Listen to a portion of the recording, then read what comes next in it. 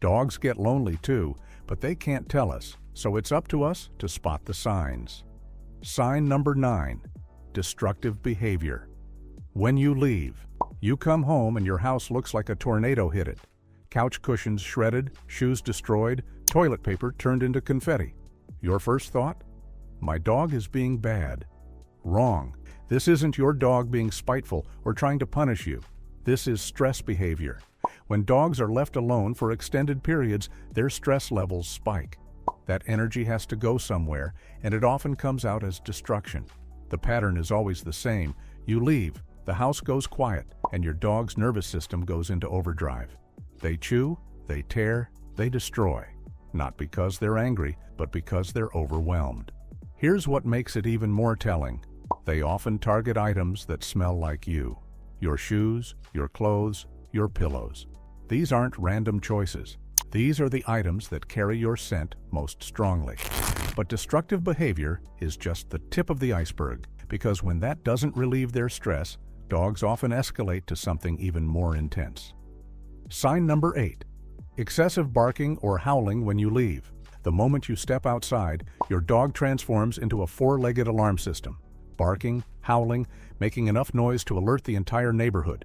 This isn't random noise. This is purposeful vocalization.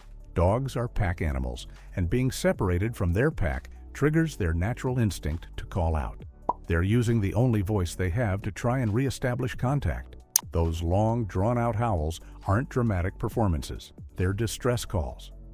Your dog is experiencing genuine anxiety about being alone, and vocalization is their primary way of expressing that distress. The barking often starts the moment you close the door and can continue for extended periods. Some dogs will bark until they're hoarse, then rest, then start again. It's a cycle driven by stress, not stubbornness. And when the barking doesn't bring you back, when the house stays empty, that's when you might notice the next sign. Sign number 7. Loss of appetite. This one should get your attention immediately. Dogs are food-motivated creatures. They live for mealtime, get excited about treats, and rarely turn down anything edible. So when a dog stops eating, something is seriously wrong. You pour their regular food, maybe even add something special, and they just walk away. They might sniff the bowl once and show no interest.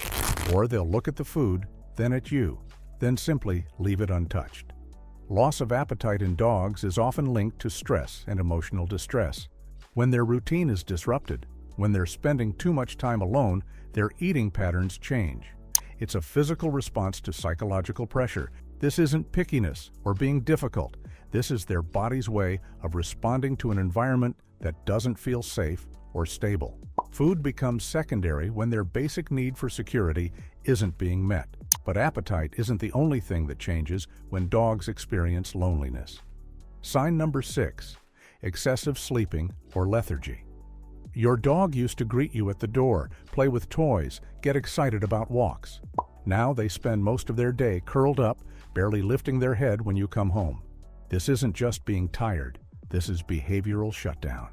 When dogs feel overwhelmed by their environment or routine, they often retreat into sleep as a coping mechanism.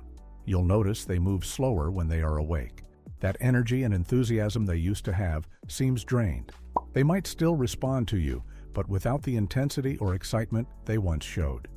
Excessive sleeping combined with lethargy is often a dog's way of conserving energy when their emotional resources are depleted. They're not choosing to be lazy, their system is protecting itself. And if you're finding this breakdown of canine loneliness helpful and want to see more content about understanding your dog's behavior, hit that subscribe button, because we're about to get into some behaviors that might completely surprise you. Now let's talk about a behavior that seems loving but is actually concerning. Sign number 5. Following you everywhere. Your dog becomes your constant shadow. Kitchen, bathroom, bedroom. Wherever you go, they're right behind you. Every step you take, they take. Every room you enter, they enter.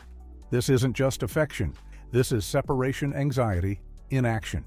Dogs who follow their owners obsessively have developed an unhealthy attachment pattern where they can't function unless their person is in direct sight. Watch what happens when you reach for your keys or put on your shoes. Their behavior changes immediately. They might start panting, pacing, or positioning themselves between you and the door. This is anxiety, not love. The following behavior often develops gradually. First, they stick close when you're home. Then, they start getting nervous when you move between rooms. Eventually, they can't relax unless they can see you at all times. But here's the interesting part. Some lonely dogs do the exact opposite. Sign number 4, withdrawing and hiding. Instead of following you around, some dogs completely withdraw. You find them under beds, in closets, or tucked into corners where they normally wouldn't go. This withdrawal isn't about wanting space or being independent. When dogs feel overwhelmed, they seek out small, enclosed spaces because these areas provide a sense of security when everything else feels unstable. You might call their name and get no response. You might find them staring off into space, not focused on anything particular, just existing in their own world. They're physically present, but mentally checked out. This type of behavior often indicates that a dog has reached their emotional limit. They're not hiding from you specifically. They're retreating from an environment that feels too stressful to engage with. And speaking of stress responses, the next sign involves a behavior most people think is completely normal. Sign number 3, obsessive licking or self-grooming. Your dog starts licking their paw obsessively, same spot over and over for extended periods. You think maybe they have an itch or a minor injury, but the behavior continues day after day. This isn't normal grooming. This is compulsive behavior triggered by stress and anxiety. When dogs feel emotionally overwhelmed, they often develop repetitive actions as a way to self-soothe. Licking releases endorphins, which temporarily reduces stress. But what starts as a coping mechanism can quickly become compulsive. The dog can't stop because it's the only relief they have from their anxiety. The constant licking often creates physical problems, raw spots, bald patches, even infections. But they continue because the behavior has become their primary stress management tool. You might try to interrupt them, and they'll stop momentarily, then immediately return to licking. The compulsion is stronger than your intervention because it's serving a psychological need. But we're not done yet. The next sign involves something that will make you question your dog's house training. Sign number 2, house soiling. Despite being trained, your perfectly house-trained dog suddenly starts having accidents inside, puddles by the door, messes in unexpected places. Your first reaction is probably frustration. They know better than this. But here's what's actually happening. Stress and anxiety can completely disrupt a dog's normal bathroom routine. When their nervous system is overwhelmed, their physical control suffers. These accidents often occur in specific patterns, right after you leave, just before you return, or when their routine changes unexpectedly. It's not defiance, it's their body's physical response to emotional stress.